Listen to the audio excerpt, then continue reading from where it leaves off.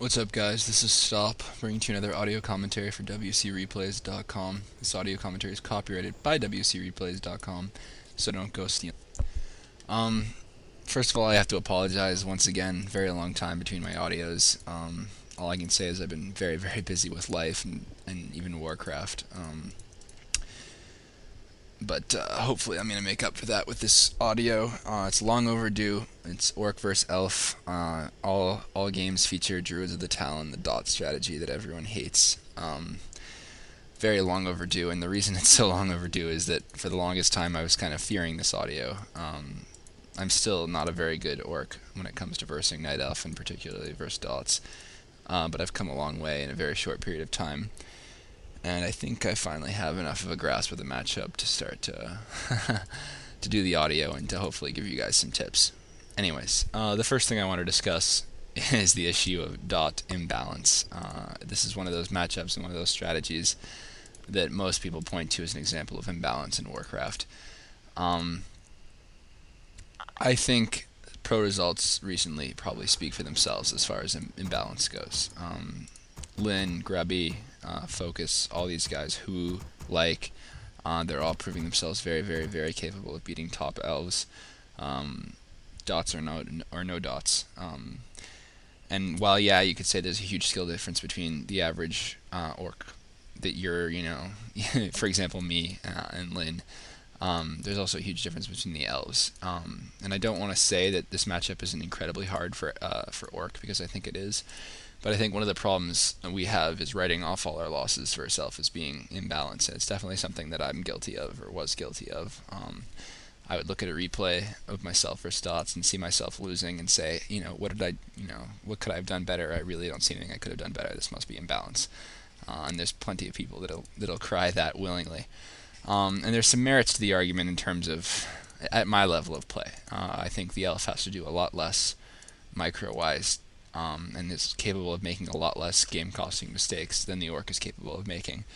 That doesn't make it imbalanced, I don't think. I just think the orc has to not necessarily play better, but he has to just control certain elements of the game to give himself the chance to out-micro the elf player. So I thought that was a necessary preface to this audio, because I've gotten a lot of private messages on WCR asking me do an audio on dots. They're so imba. So I figured I'd address that. Next most important thing, and I promise I'm going to warn everyone who's listening right now, this audio will involve a lot of talking and a lot of explaining.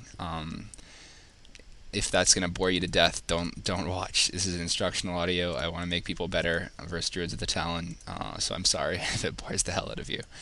The first thing I want to talk about is the elf's goals, because so many people don't understand. I mean, you know that the elf's going to be teching to talon, going to be making talons. You know he's going to be getting cyclone, but there's a whole range of choices that they can make that'll affect how you have to play, and what you have to be careful of. Typically, and I'm going to cover this mainly in this audio. I might do another series of audios on dots, actually, because it's very hard to cover this particular strategy in one audio commentary, even though I'm going to use 4 games. Typically, what you'll see is a rush to 50 food of dots, master training. DH needs to get an orb, probably some scrolls of healing and potions of invulnerability, and then they're going to push your base with 50 food.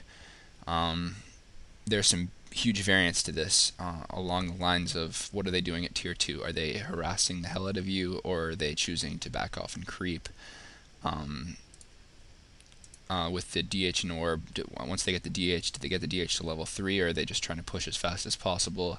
Are they going to get fairy dragons? Is this going to be a long-term game? How aggressive are they being on your base? That not just at tier 2, but also your burrows. Remember how vulnerable they are to dots. All these little things, these little factors come into play. And these are things that the orc really has to be able to control to a certain degree. And I'm going to say this right now. If you can't keep your burrows alive versus elf and versus dots, you will have a very, very, very difficult time ever winning a game versus them. And that probably accounts for 99% of the imbalance cries. It is very difficult to keep burrows alive versus dots. They do magic damage. They do a lot of magic damage. Burrows are very weak. Burrows aren't very easily repaired. So people will cry imba and say, look at this, my burrows are dying this quickly, like, this isn't fair.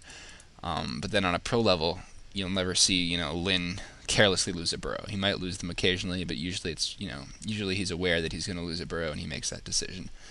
He'll never carelessly lose burrows, which is something that's going to distinguish Lin from, every other player on Battle.net or in Warcraft. So carelessly losing burrows is one example of things that an orc mistake we constantly make. Getting our tier 2 buildings cancelled frequently. Not creeping our TC hard enough for level 3. Not getting, not scroll denying on certain maps. Things like that. There's so many little mistakes that orc can make, which really we shouldn't make. And that Lin and Grubby and Focus really won't make in your average game that can contribute to us losing. So sometimes, and in fact, I'd say more often than not, at my level of play, if I lose first dots, it's not because I've been outplayed necessarily, it's because I've made more mistakes. And the imbalance, quote-unquote, imbalance of the strategy is that dots, there are very few mistakes that you can make with dots. You can lose, they're cheap, they're easily replaced. You can afford to lose them. You can afford to lose your archers pretty steadily. There are very, very few huge mistakes that the elf is capable of making. Whereas any bad fight, fighting without mana, losing burrows, things like that, will cost the orc the game. And I'm saying that right now because this whole audio is going to be centered around cutting those mistakes out of your game. So, I'm sorry, that's enough talking for now. Get game 1 paused at the 1 minute mark, 1x speed. Fog of War off on TBC BMM's point of view. This is a league match. I've forgotten what league, but I thought the game was pretty entertaining. And it's Turtle Rock, which is certainly an elf map by anyone's account, and it's also definitely a dot map. And you're going to see how that's going to affect this orc's early game. So get the game unpaused in 3, 2, 1, unpause. Okay, things to talk about right away. Notice the position of the altar and the barracks. They're fairly forward. He's got a large portion of the back of his base open. Right away, if I look at this, I'm thinking he's going to have a lot of room for his tier 2 buildings in the back of his base, which is something that you should be experimenting with as an orc player. Having them in the front of the base makes them that much easier to cancel. It's not necessarily a bad thing because having them in the front also protects your burrows better. But it's an in-game decision you have to make. Anyways, notice the standard altar peon scouts the close spawn. He sees the Ancient of War in its typical position. Mining wood, I'm not exactly sure why he's mining. I guess, okay, yeah, that's very clever on his part. He was trying to path block the giant turtle in the hopes of slowing down the DH creeping it, which I think he's going to be fairly unsuccessful at doing, but regardless, well played on his part. Looking back at his base again, the next burrow is below, directly south of the Great Hall. Not at all very exposed. Obviously, it offers no protection versus any kind of hunt build if anyone's pushing his base, but he doesn't really have to fear hunts on Turtle Rock, especially now that he's scouted archers. But even if he hadn't scouted, you don't really consider hunts the most threatening thing on Turtle Rock. So again, here's a decision he made right away. He's chosen to harass instead of creeping. The reason for that is that it's close spawn and he knows he can get there while there are very few wells up. And also looking at his base, the elf was probably going to do he's probably going to block his base in. In fact, he's still trying to block his base in using Moonwells and that Ancient of War. So if you get there early enough, you can get there before the base is blocked, and you can see there are actually plenty of exposed wisps. And he's going to divide his army, his control groups. He's going to have, say, the Grunt in Control Group 1, Blade Master in 2. That's just a hypothetical example, but that's how he's controlling the Grunt to hit the wisps. Maybe he's using F1 on the Blade Master, keeping him, notice the Blade Master is avoiding the Demon Hunter and avoiding that Ancient of War, but still trying to do damage to the Moonwell. And all the while, the Grunt is doing some damage to the wisps. And if you look at the mine, there are 2 very weak wisps in the mine. I keep stuttering on wisp, sorry. Anyways, the elf successfully teched, but this is actually damaging his economy. The more he has to micro these the wisps, the less he has, the less they're mining wood. And I'm going to say it right now, if you didn't already know, this strategy, the dot strategy, is incredibly wood intensive. Think about it. 3 heroes, 2 of them tavern heroes, has 135 wood for those 2 tavern heroes. You're attacking all the way to tier 3, so all the wood for that. 2 Ancients of Wind, which are, they're wood-heavy buildings.